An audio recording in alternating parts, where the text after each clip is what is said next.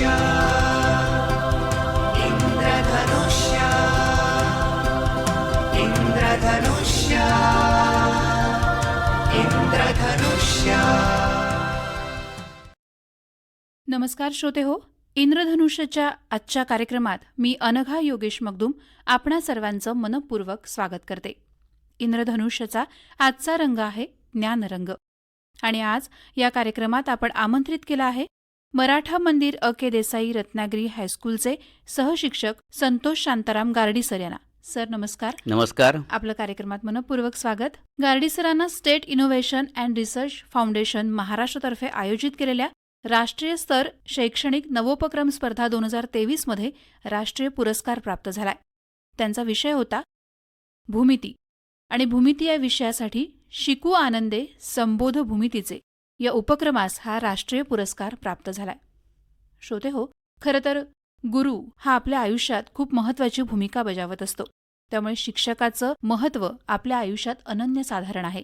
लहानपणापासूनच आपली आई असू दे, आपले बाबा असू दे, आजूबाजूची माणसं असू दे आणि मग शाळेमध्ये महाविद्यालयामध्ये आपल्याला शिक्षण देणारे आपले गुरु असू देत, प्रत्येकजणच आपलं आयुष्य घडवत असतात. गारडी सरांनीही सहशिक्षक शिक्षक म्हणून काम करताना मुलांना घडवताना वेगवेगळे उपक्रम केले आहेत, वेगवेगळ्या स्पर्धांमध्ये भाग घेतला आहे. मुलांचा विकास व्हावा यासाठी सुद्धा त्यांनी वेगवेगळ्या उपक्रमांमध्ये मुलांना सामावून घेतलंय.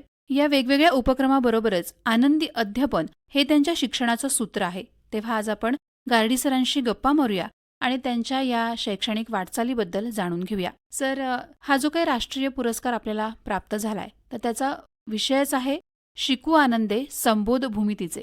सर, भूमिती हा शब्दच इतका कठीण आहे, म्हणजे ऐकला तरी सुद्धा भीती वाटते आणि त्याच्यावर तुम्ही एक नवोपक्रम केलात आणि त्याला राष्ट्रीय पुरस्कार प्राप्त झाला आपल्याला.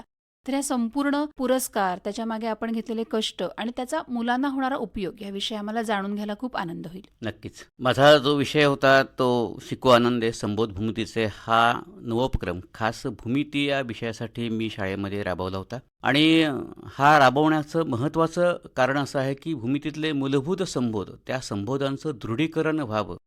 म्हणजे अगदी रेषा काढणे, लंबरेषा काढणे, वर्तुळ काढणे, कोन काढणे, कोन दुभागणे यासारख्या साध्या साध्या ज्या भूमितीतल्या रचना आहेत किंवा संबोध आहेत, त्या संबोधांचं दृढीकरण व्हावं आणि भूमिती शिकता शिकता शिकण्याचा जो आनंद आहे तो आनंदही विद्यार्थ्यांनी घ्यावा या उद्देशानं शिकू आनंदे संबोध भूमितीचे हा उपक्रम मी शाळेमध्ये राबवला.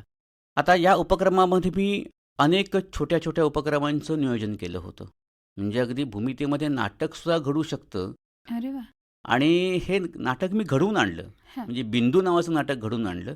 एक 3-4 पात्रांचं त्याची निर्मिती केली होती. बिंदू पात्र होते, रेषा पात्र आणि राजा कोण असा प्रश्न मी त्यांना दिला होता आणि ते प्रत्येकजण स्वतःचं अस्तित्व सांगत होते, स्वतःचं महत्त्व सांगत होते. आणि प्रत्येक बिंदूमुळं सगळ्या रेषा किंवा इतर जे आकार आहेत ते तयार झालेले आहेत आणि बिंदू मग सगळ्यात शेवटी असं सांगतो की आपण सगळे एकत्र राहिलो की त्यातून एक एखादा आकार तयार होतो आणि म्हणून एकसंघ फार महत्त्वाचा आहे, असा एक संदेश त्या नाटिकाद्वारे मी दिला होता. नाट्यच नव्हे तर इतर काही उपक्रम त्याच्यामध्ये मी त्याचा उपयोग केला होता. त्यातलं एक छान नाव सांगता येईल, माझी मदत आकृती सुबक. आता माझी मदत आकृती सुबक हे नाव एका पेटीसाठी दिलं होतं मी. म्हणजे ती पेटी अशा स्वरूपाची होती, त्याच्यामध्ये भूमितीच्या रचना करण्यासाठी लागणाऱ्या सगळ्या प्रकारचं साहित्य.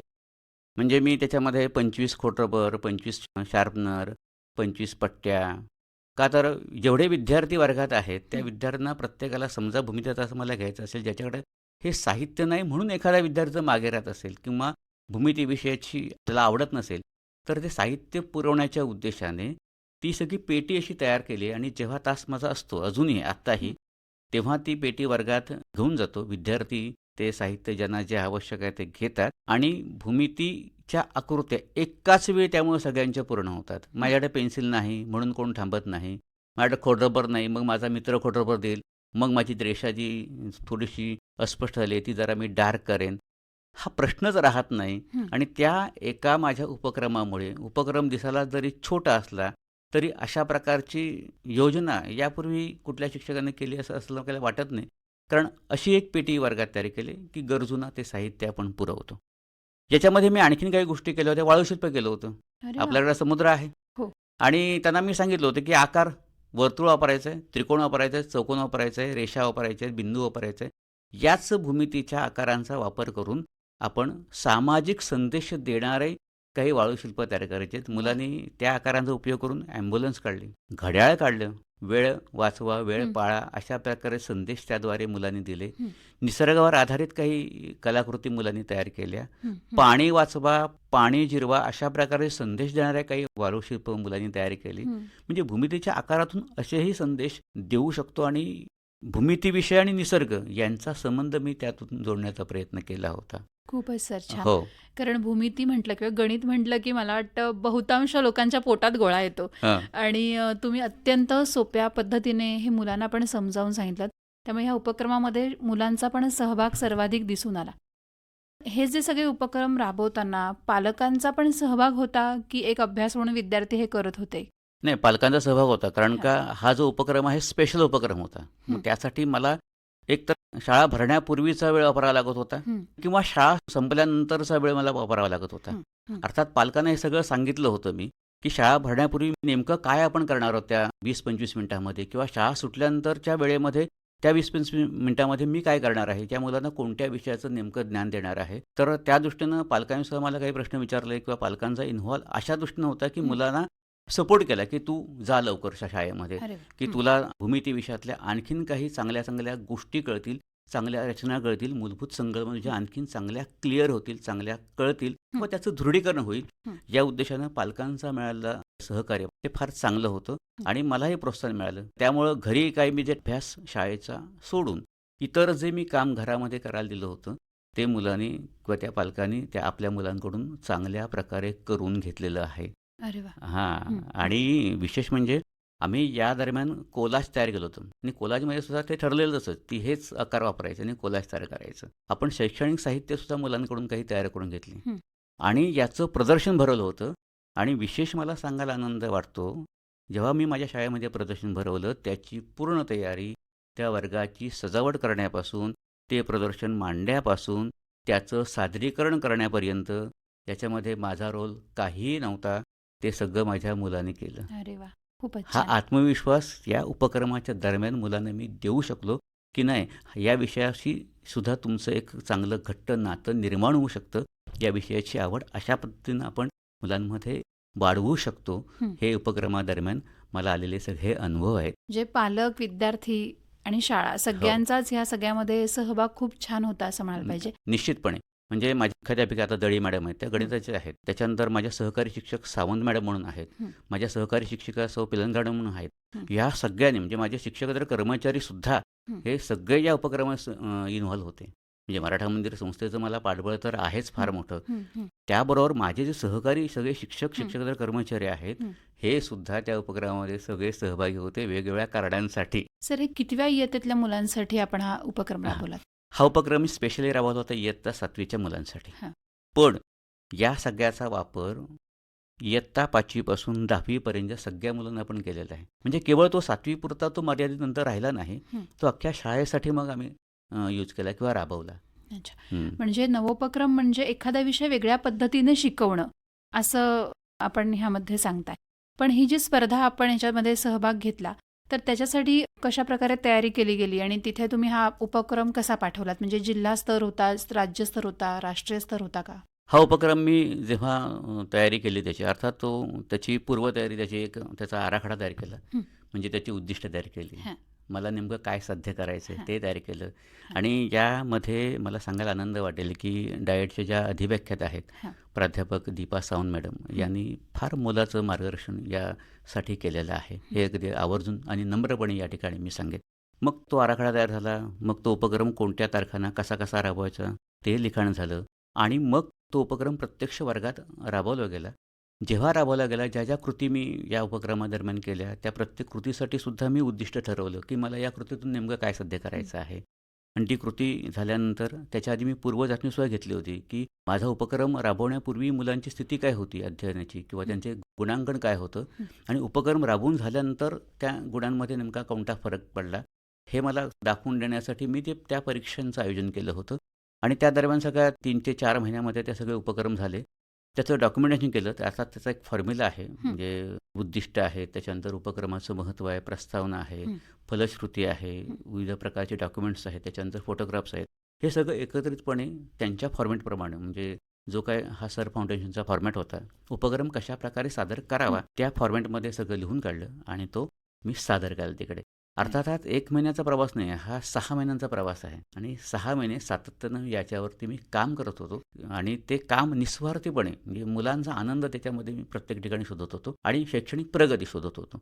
अर्थात दोन्ही मुद्दे मला साध्य करता आले. त्यांना आनंदही देता आला आणि त्यांची शैक्षणिक प्रगती त्या विषयाची मला चांगली जाणवली. खरंय, कारण वेगवेगळे टास्क तुम्ही जे ह्यामध्ये घेतले या कालावधीमध्ये, तर मुलं खरंच आनंदाने हा विषय त्यांनी शिकले असतील आणि मला वाटतं भूमिती त्यांच्यासाठी सोपा झाला असेल. नक्कीच. राष्ट्रीय स्तरावरचा पुरस्कार तुम्हाला आज मिळाला असला तरी तुम्ही हे उपक्रम वेगवेगळे ह्यापूर्वीही राबवलेत, तर त्याविषयी जाणून घ्यायला आवडेल. यापूर्वी मी हे उपक्रम राबवले आहेत. याच्यामध्ये मी पहिल्यांदा इतिहासावर एक उपक्रम राबवला होता. कोविड काळ होता त्यावेळेला. इतिहासाचे पाने वाचू आनंदे नावाचा उपक्रम. त्या उपक्रमाला राज्य पुरस्कार प्रथम क्रमांकाचा पुरस्कार अरे वा. मिळालेला आहे. बरं. मग लगेच दुसऱ्या वर्षी मी उपक्रम केला. जिल्हा स्तरावर त्याला पहिला नंबर मिळाला. नंतर हा आता लगेच केला. त्याला जिल्हा स्तरावर पहिला नंबर मिळाला. राज्य स्तरावर निवड झाली आणि आता राष्ट्रीय स्तरावर त्या उपक्रमाला पारितोषिक मिळालं आहे. आणि याचं वैशिष्ट्य असं आहे किंवा याचं सादरीकरण होतं. म्हणजे आता राष्ट्रीय स्तरावर सादरीकरण होईल. मे महिन्यात त्याची एक कॉन्फरन्स होती 2 दिवसांची. बरं. आणि केवळ महाराष्ट्रातलेच नव्हे तर संपूर्ण भारतभरातून अशा प्रकारे वेगवेगळे उपक्रम राबवणारे शिक्षक तिथं येतात. काही शिक्षण तज्ज्ञसुद्धा तिकडे येतात आणि एक चांगलं शैक्षणिक विचारमंथन होतं. म्हणजे मी काय माझ्या शाळेमध्ये चांगलं राबवलं आहे, तुम्ही तुमच्या शाळेमध्ये काय चांगलं राबवलं आहे, विचारांची देवाणघेवाण चांगली होते आणि चांगलं काहीतरी एक कॉन्क्रीट अशा प्रकारचं शैक्षणिक व्हिजन घेऊन आपण परत आपल्या शाळेमध्ये येत असतो. नव्या उमेदीनं नव्या उपक्रमासाठी सज्ज होत असतो. हा एक त्यातला महत्त्वाचा भाग आहे सगळ्यात. म्हणजे एवढी छान चर्चा अशा कार्यक्रमातून होते की मी माझ्याकडे काय राबवलं आहे, मी माझ्याकडे वेगळं काय केलं आहे, मी अध्यापन करताना नेमकं वेगळं पण काय जपलेलं आहे, ते इतरांनी जपलेलं वेगळं पण मला माझ्या शाळेमध्ये कसं वेगळ्या पद्धतीने राबवता येईल, हे नवीन विचार अशा कार्यक्रमातून मिळत असतात किंवा अशा कार्यशाळेतून आपल्याला मिळत असतात. हे सगळंच करत असताना एक नाटककार आपल्यामध्ये आहे आणि शाळेला आपण बालनाट्यातनं पुरस्कार सुद्धा मिळवून दिलेले आहेत. तर हा सगळा प्रवास एक शिक्षक आणि एक नाटककार, नाट्यलेखक हा कसा काय आहे?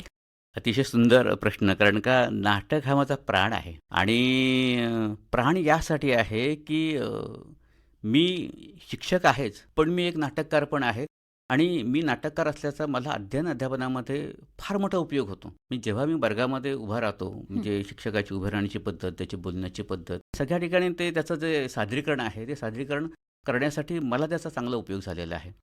शिवाय असे काही विद्यार्थी असतात बालनाट्यामध्ये काम करणारे की त्यांना कधी रंगमंच त्यांनी फारसा पाहिला नसतो. रंगमंचावर जाण्याचा कधी योग आला नसतो किंवा ते लाईट्स कसा घ्यायचा, ते नेपथ्य कसं वापरायचं, रंगमंचाचा वापर कसा करायचा, डायलॉग डिलिव्हरी कशी करायची, कसं बोलायचं, संवाद कसे फेकायचे, आवाज किती मोठा ठेवायचा, याची कल्पना फारशी कोणाला नसते. असे शहरातले काही विद्यार्थी असतात ज्यांनी रंगमंच पाहिलं की ज्यांनी साबरकर नाट्यगृह पाहिलेलं आहे. पण असे काही विद्यार्थी आहेत की ज्यांचा रंगमंचाशी काही संबंध नाही, कधी त्यांनी भाषण केलेलं नाही. अशा विद्यार्थ्यांना घेऊन सुद्धा आपण उत्तम प्रकारच्या कलाकृती यापूर्वी सादर केलेल्या आहेत. राज्यस्तरावर त्यांना पुरस्कार मिळालेले आहेत अरे वा. आणि मिळत राहतील. कारण माझी ती आवड आहे आणि ती आवड मी विद्यार्थ्यांच्या समवेत किंवा विद्यार्थ्यांना घेऊन मी जपत आहे. आणि असे काही विद्यार्थी आता घडलेत की जे आत्ता समाजामध्ये आहेत की जे या क्षेत्राशी अजूनही कनेक्टेड आहेत. ते त्या क्षेत्रात त्यांचं काम उत्तम प्रकारे करत आहेत. अरे वा. अर्थात जेव्हा मला ह्या सगळ्या बातम्या ऐकायला मिळतात तेव्हा मलाच आनंद होतो की अरे हा माझा विद्यार्थी हो, आहे खरंय. आणि माझ्या शाळेचा विद्यार्थी आहे. एक चांगलं व्यासपीठ नाटकाच्या रूपाने मी माझ्या विद्यार्थ्यांना मिळवून दिलेलं आहे. एक चांगला सभाधीटपणा, चांगलं संवाद कौशल्य त्यांच्यात निर्माण करू शकलो या नाट्यक्षेत्रामुळे. सर, वैज्ञानिक आणि पर्यावरण विषयक बालनाट्य आपण जास्त लिहिली आहेत, तर कुठली कुठली होती आणि कुठले पुरस्कार मिळाले? विज्ञान नाट्य स्पर्धामध्ये मी आवर्जून लिहितोच आणि पर्यावरण बालनाट्य स्पर्धा आपल्या रत्नागिरीमध्ये राज्यस्तरीय स्पर्धा होतात त्यामध्ये पण मी लिहितो. वसुंधरा नाटक लिहिलंय, धनसंपदा नावाचं नाटक लिहिलंय, जाग मानवा नावाचं नाटक लिहिलंय, त्याच्यानंतर क्रांती नावाचं नाटक लिहिलंय आणि ही सगळी विज्ञानावर आधारित असणारी नाटकं आहेत. त्याच्यानंतर जगू दे आम्हाला हे नाटक इकडे लिहिलंय. वसुंधरा नावाचं नाटक आहे की जे पर्यावरणावर आधारित. अर्थात पर्यावरण बालनाट्य किंवा पर्यावरणावर आधारित नाटक लिहिण्याचा उद्देश एवढाच होता, की बालवयातच त्यांना पर्यावरण किंवा निसर्गाशी ते कनेक्टेड राहावीत कायम. आपण जगण्यासाठी हा निसर्ग आपल्यासाठी नेमकं काय देतोय, सहस्त्रकराने एवढं दान देतोय, तर मी मानव म्हणून किंवा निसर्गाचा एक अंश म्हणून किंवा घटक म्हणून निसर्गाच्या प्रती माझ्या मनात बालपणापासूनच प्रेम निर्माण झालं पाहिजे. तर मी त्याची चांगल्या प्रकारे काळजी घेईन. आणि ही जाणीव मुलांना व्हावी, की निसर्ग किती माझ्यासाठी, माझ्या जगण्यासाठी निसर्ग किती महत्त्वाचा आहे. हा संस्कार बालवयातच मुलांना व्हायला पाहिजे. आणि त्यामुळं निसर्गाप्रती प्रेम निर्माण व्हावं यासाठी मी पर्यावरण बालनाट्य स्पर्धेमध्ये भाग घेतो. आणि नुसता भाग घेतो नाही, तर सातत्यानं त्याच्यामध्ये नंबरही आम्ही मिळवतो. सर, हे सगळं तुमच्याशी बोलताना मला एक प्रश्न पडलाय की तुमच्यातल्या उत्तम नाटककारामुळे तुमच्यातला शिक्षक घडलाय की तुमच्यातल्या उत्तम शिक्षकामुळे एक नाटककार दोन्ही घडलाय? गोष्टी एकमेकांना पूरक आहेत. खरंय. दोन्ही गोष्टी मॅडम एकमेकांना पूरक आहेत. कारण नाट्य परंपरा ही माझ्या वडिलोपार्जित आहे. म्हणजे माझ्या परंपरागत मला आलेला तो गुण आहे. अच्छा. कारण नमन कलेतून मी पण मोठा झालो. फार मोठी ती उपलब्धी आहे. आणि म्हणून मला नमन कलेशी माझं फार जवळचं आणि प्रेमाचं नातं आहे. तिथून मोठा झाला असल्यामुळं मी असं म्हणेन की शिक्षक आणि नाटक अशा काही वेगवेगळ्या गोष्टी नाही आहेत, की त्या एकमेकांना पूरक असणाऱ्या गोष्टी आहेत. आणि त्यामुळं तसा तर मी घडत गेलेलो आहे. पण तुम्ही नाट्य परंपरेविषयी बोललात, तर आपल्यापर्यंत ही परंपरा कशी आली? माझे बाबा वेगळ्या प्रकारच्या सामाजिक, ऐतिहासिक नाटकातून भूमिका करायचे. अर्थात त्यांच्या भूमिका मी लहानपणापासून बघत आलेलो आहे. आणि दुसरं म्हटलं की नमन खेळाचा जो सगळा साज आहे ना, तो माझ्या घरात होता. आपलं कोकणची जी आपली कोकणची नमन संस्कृती आहे. संस्कृती माझ्या घरात होती. ती घरात वाढली. आणि ती वाढताना माझे चुलते शिकलेले नव्हते. ते त्याच्यामध्ये ते इन्व्हॉल्व व्हायचे, काम करायचे. मला प्रश्न पडायचा, अरे हे शिकलेले नसतानाही त्यांचे डायलॉग चांगले पाठ होतात, उत्तम प्रकारे ते अभिनय करू शकतात. आपण तर शिकलेलो आहोत, आपण काय करू शकत नाही. आणि मग मी त्या कलेशी ऑटोमॅटिक जोडला गेलो, एकरूप झालो. आणि तीच जी देणगी आहे माझी परंपरागत माझ्या कुटुंबाने दिलेली, तो अंतर्भाव सगळ्यात आहे. म्हणजे नसानसात म्हणतो आपण ना, ती कला अशी रुजलेली आहे असं आपण म्हणू. आणि त्याचा उपयोग मला अनेक ठिकाणी होतोय आणि होणारच आहे भविष्यामध्ये. बरोबर. म्हणजे कोकणाचं जी संस्कृती आहे त्याच्याशी तुम्ही जोडलेले आहात. त्याच्यातनंच तुमचा हा शिक्षक, तुमच्यातला नाटककार घडलेला आहे. आणि सर, हे खूप छान आहे की त्याचा उपयोग इकडच्या विद्यार्थ्यांना, इकडच्या या पुढच्या पिढीला होतोय असं मला वाटतं. नक्कीच. खूप वेगवेगळ्या गोष्टी तुम्ही एका वेळेला करत असता. हो. वेगवेगळ्या क्षेत्रात तुम्हाला पुरस्कार मिळालेले आहेत. तर त्याविषयी सुद्धा थोडंसं सांगा. हां, वेगवेगळ्या गोष्टी मी एकाच वेळी करतो. याचं कारण असं आहे की त्याचं प्रत्येकाचं प्लॅनिंग करतो. कोणत्या वेळी मला नेमकं काय करायचं आहे. आणि माझी एक कमिटमेंट केलेली आहे मी 10:30 वाजल्यापासून संध्याकाळी 4:30 वाजेपर्यंतचा वेळ कुणाला देत नाही. का, तो शाळेसाठी असतो आणि तो मुलांसाठी असतो. आणि ते जे कर्तव्य आहे ते कर्तव्य आपण, म्हणजे अर्थात सगळे शिक्षक हेच करतात, यापेक्षा काही वेगळं करत नाही. आणि त्यामुळे मी माझा जो उरलेला वेळ आहे त्या उरलेल्या वेळाचं, म्हणजे स्काउट गाईड असेल माझ्याकडे, त्यासाठी वेळ कधी द्यायचा, त्यासाठी मला नेमकं काय करायचं. त्याही क्षेत्रामध्ये काम करताना प्रत्येक ठिकाणी मी वेळेचं बंधन पाळलं आहे, वेळेचं नियोजन केलेलं आहे. आणि वेळेच्या नियोजनामुळे आणि वेळेच्या बंधनामुळे मी माझ्या आयुष्यामध्ये यशस्वी आहे असं मला वाटतं. अरे वा, खरं. सगळ्यात महत्त्वाचं आहे मॅडम, हो. तुम्ही जेव्हा अनेक गोष्टी डोळ्यासमोर असतात, त्या अनेक गोष्टींना वेळ देताना प्रत्येकाला जर त्याचं प्लॅनिंग जर आपण आयुष्यामध्ये केलं, तर त्या प्रत्येक गोष्टीचा आनंद आपल्याला घेता येतो. मी तो घेतला, स्वतः घेतला. आणि माझ्या मुलांना, म्हणजे माझ्या विद्यार्थ्यांना मी दिला आहे तो आनंद. जीवनाचं सर सूत्रच आपण यशस्वी जीवनाचं खरं तर हां. म्हणायला पाहिजे, सूत्र आपण इथे सांगितलं. सर, नाट्यलेखन आणि शिक्षण किंवा शिक्षक म्हणून काम करणं हे तर तुम्ही खूप मनापासून करता आणि यामध्ये तुमची आवड सुद्धा डोकावते. पण या व्यतिरिक्त तुमचे कुठले छंद आहेत? या व्यतिरिक्त मला लेखनाचा छंद आहे. मी लेख लिहितो छानपैकी. म्हणजे मी स्वतः छान का म्हणतो, तर मी लिहितो त्याच्यावर प्रेम करतो म्हणून मी छान म्हणतो. कारण जे आपण स्वतः एखादी कलाकृती करतो, त्या कलाकृतीवर जर मी प्रेम केलं नाही ना, तर अन्य कोण प्रेम करू शकत नाही. म्हणून मी जे लिहितो ते मी त्याच्यावर मनापासून प्रेम करतो. मी हार्मोनियम वाजवतो, अरे वा, तबला वाजवायची आवड आहे. अरे वा. मला बासरी हे वाद्य फार आवडतं. आणि मला गायन फार मी करत नाही, पण लिखाण करतो मात्र. आणि लिखाण करतो म्हणजे असं सुविचारांचा संग्रह मी तयार केला आहे. 365 सुविचार लिहून ठेवलेले अरे आहेत. वा. हो. त्याच्यानंतर आणखी एक मी उपक्रम सध्या चालू केलेला आहे, तो म्हणजे मी शिक्षक म्हणून माझ्या आयुष्यामध्ये ज्या ज्या वस्तू आल्या, म्हणजे डस्टर आलं, खडू आला, फळा आला, त्याच्यानंतर डेस्क आला, बेंच आला, शाळेची घंटा आली, तर या सगळ्यावर मी एक कृतज्ञता म्हणून मी लिहितो आहे. चालू आहे प्रत्येक म्हणजे खुर्चीवर कृतीनं मला या संपूर्ण 32 वर्षाच्या कालखंडामध्ये कशी साथ दिली. खडूमुळं मी काय करू शकलो, त्या फळ्यामुळं मी काय करू शकलो. ती बेल जी अत्यंत महत्त्वाची आहे. बेल आम्हाला वर्गातून बाहेर येण्यासाठी जी सूचक बेल आहे. हं. आता हे तुमचं कार्य संपलं तर मग दुसरं कार्य आता करायचं आहे. बेल नेमकी काय नेमकं सांगून जाते. तर हे सगळं लिखाण सुरू आहे माझं आणि ते तसंच सुरू राहील. आणि हे सगळे छंद आहेत. शेवटी अजूनही मी निबंध स्पर्धेमध्ये भाग घेतो. बरं. वक्तृत्व स्पर्धा करतो. हं. स्वतः करतो. हं. स्वतः करण्यामागचं कारण एवढंच आहे की त्यानिमित्तानं एखाद्या विषयाचं वाचन होतं, हं. चिंतन मनन होतं आणि आपण नेहमी ताजेतवाने राहतो, अपडेट्स राहतो. हं. की नवीन नवीन ज्या गोष्टी शिक्षण क्षेत्रामध्ये येत आहेत त्या आपण त्याच्यावर चिंतन करतो, विचार करतो आणि त्या माझ्या अध्यापनामध्ये, माझ्या दैनंदिन अध्ययन अध्यापनामध्ये मी त्या कशा उतरवायच्या आहेत, राबवायच्या आहेत याचा सातत्याने विचार असतो. तज्ज्ञ शिक्षकांशी चर्चा सुरू असते, सहकाऱ्यांची चर्चा सुरू असते. नवीन नवीन आव्हानं आहेत, हं. त्या आव्हानांबद्दल चर्चा सुरू असते. हं. एकूण या सगळ्यामध्ये एक महत्त्वाची गोष्ट असते, माझ्या समोर येणाऱ्या विद्यार्थ्याचा सर्वांगीण विकास. अरे वा. यासाठी मला शाळा उघडल्यापासून शाळा बंद होईपर्यंत म्हणजे त्या अकॅडमिक इयरमध्ये किंवा त्या शैक्षणिक वर्षामध्ये माझ्या मुलांना ज्या ज्या गोष्टी मला द्यायच्या आहेत त्या आधी मला यायला पाहिजेत, त्या मी आधी शिकून घेतल्या पाहिजेत. तर मी मुलांना सक्षमपणे सांगू शकतो. त्या सगळ्या शिकून घेण्याचा मी अजूनही प्रयत्न करतो आणि त्याच्यामध्ये मी यशस्वी होतो. कारण त्या मनापासून मी शिकतो आणि हा सगळा प्रवास अव्याहतपणे सुरूच आहे. हं. कारण शेवटी मी विद्यार्थी माझा जो येतो माझ्यासमोर तो अत्यंत महत्त्वाचा विद्यार्थी. तो प्रत्येक मी मग म्हटल्याप्रमाणे युनिक आहे, वेगळा आहे. प्रत्येक विद्यार्थ्यामध्ये काहीतरी वेगळंपण आहे. ते वेगळंपण नेहमी शोधण्याचा प्रयत्न मी करत असतो आणि त्या पद्धतीनं काही नवीन काही करता येईल का याचा विचार सातत्यानं अशा प्रकारच्या उपक्रमातून सुरू असतो. म्हणजे शिकवायला जाताना तुम्ही वर्गाकडे पाहत नाही, प्रत्येक विद्यार्थ्याकडे बघता. प्रत्येक मूल मॅडम वेगळं आहे. हं. प्रत्येक मूल वेगळं आहे. प्रत्येक मुलामध्ये काहीतरी वेगळं दिलं आहे. ते काहीतरी वेगळं जे काय वेगळंपण आहे ते शोधलं ना की खूप गोष्टी करता येतात चांगल्या चांगल्या आपल्याला. असा तो प्रयत्न असतो माझा एक हं. आणि बऱ्याच अंशी त्या प्रयत्नामुळं मी यशस्वी आहे असं मी स्वतःला मानतो. म्हणजे मी संतुष्ट नाही आहे की चला एवढंच मला करायचं नाही. भविष्यात यापेक्षाही चांगलं काम आपल्यातून घडू शकतं. माझा भविष्यातला उपक्रम सुद्धा तयार आहे.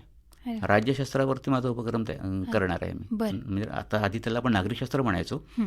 आता आपण त्याला राज्यशास्त्र म्हणतो. हं. तो जो उपक्रम आहे तो जरा यापेक्षा वेगळा आहे. हं. त्याची वेगळी मांडणी मी मनामध्ये करून ठेवलेली आहे. अर्थात हे सगळे उपक्रम माझ्या मनात जन्माला येतात आधी मग कागदावर उमटतात. बरं. आपल्या मुलाखतीच्या दरम्यान आपण नमन खेळांविषयी बोललो हं. आणि त्याची परंपरा आहे तुमच्याकडे.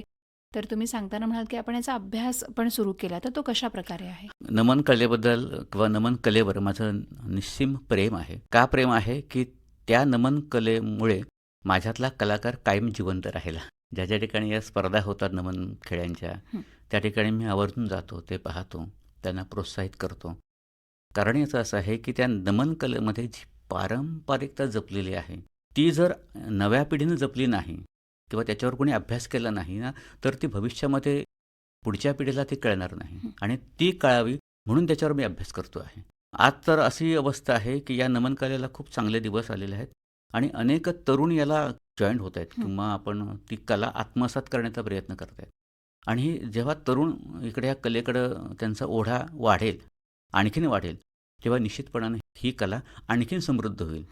कला समृद्ध व्हायला पाहिजे खरं. यासाठी माझा तो अभ्यास आहे. यासाठी मी माझ्या PhDचा विषय ठरवताना खूप आधीपासून तो लोककलेवरती आपण काहीतरी म्हणजे PhDचा विषय ठरवायचा आणि लोककला समृद्ध कशी होईल त्या दृष्टीनं आपण सातत्यानं प्रयत्न करायचा असं मी खूप आधीपासून ठरवलं होतं आणि तेच मनात अजून पण आहे. अरे वा. सर, खूप छान पद्धतीने तुमच्याशी बोलता आलं आणि खूप वेगळ्या पद्धतीने शिक्षण कसं होऊ शकतं याची पण माहिती आम्हाला दिलीत. विद्यार्थ्याला समोर ठेवून तुम्ही, प्रत्येक विद्यार्थ्याला समोर ठेवून तुम्ही शिक्षण देत असता. सर, ह्या विद्यार्थ्यांना तुम्ही कोणता संदेश द्याल?